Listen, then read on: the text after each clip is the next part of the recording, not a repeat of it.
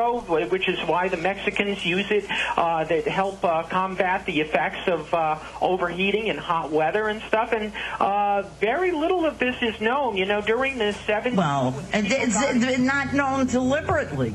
Yeah, we've been dumbed down. This is what happens when, we've got a Food Network, one of these 500 channels. And what the hell do they tell anybody about nutrition? And then you've got all the vegetarians going off the other ways, wanting to make people too lightheaded to drink.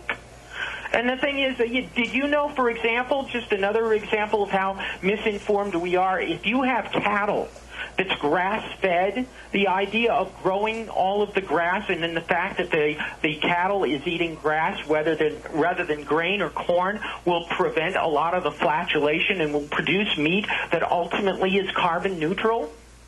But a lot of vegetarians don't want you to know, so everybody's got their angle. Everybody's got their little niche that they're trying to appeal to, and very little of it, unfortunately, is based on true intelligence and research. And everything is to make money. I won't buy a product in the supermarket unless I read the label. And if I see those big emboldened letter that says polynudie-duty-drate or whatever it is, that means aspartame, or if I see high-fructose corn sweetener, I put it down. No, I put back the high-fructose corn sweetener. That I won't buy. And the best advice I ever read somewhere was, if there are things in the food that you can't pronounce, don't buy it. That's right. That you should only buy things when you read the label and you can pronounce every ingredient. Well, I'm waiting to see this fraud of an FDA take action on a carcinogenic food that's in everything. Yeah, because don't be holding your breath. No, but and it's unfortunate because the more of this that's consumed, the stupider and stupefied people get. Oh, I said on WABC 20 years ago that there is an entire generation of slack-jawed children who grew up eating, what's that colored cereal, that whatever those Fruit are, Loops? Yeah, Fruit Loops. And Ding Fruit Loops. And Ding Dongs. Oh, well, don't put down Ding Dongs. I would never put down a Ding Dong. No, I know. I mean, but all of that stuff used to... But they are. You feed children this stuff from the minute that... The only reason, you know how we survived so far?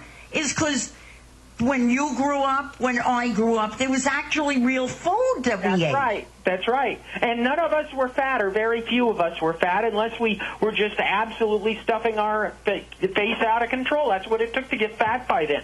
But now what is going to happen when the Fruit Loops generation are, the neurosurgeons and they're already all the politicians.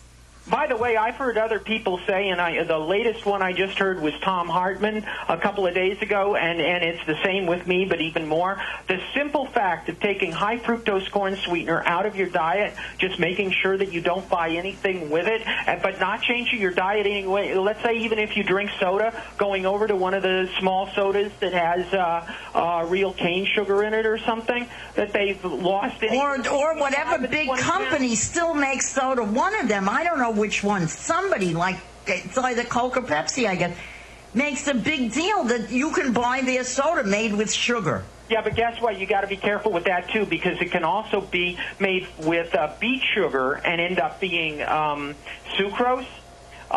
Which is real all right. sugar, but the beets I don't drink soda. I'm lucky because I barely ever drink soda. But the beets can be genetically modified, so you have to be careful that it says cane sugar. You see that? Oh, Randy, we're so fucked. It's so fucked But you can up. lose 5 to 20 pounds just by eliminating the high-fructose corn sweetener and enjoying your food a lot better. There you go. I'm going to have to look at everything I have because I think I avoid it. But they put things in things that you would never think were in them. Well, like who thinks that a bagel is so filled with salt? As they are. Yeah, that's why Alex Jones is right. Whether or not it's intentional, we are being poisoned. Oh, no, I don't dispute that we're being poisoned. I dispute the fact that these people are smart enough to be doing it deliberately. There's money involved, so they don't... Yeah, well, that's what I said. He never allows for stupidity and greed. Mm-hmm. Everything, I believe in so many conspiracies. But I also figure, you know, like there's so much greed and stupidity that you have to make room for them too. Well, that is Occam's razor and the zeitgeist of America. Thank you. Bye. Love you. Bye. Oh, God.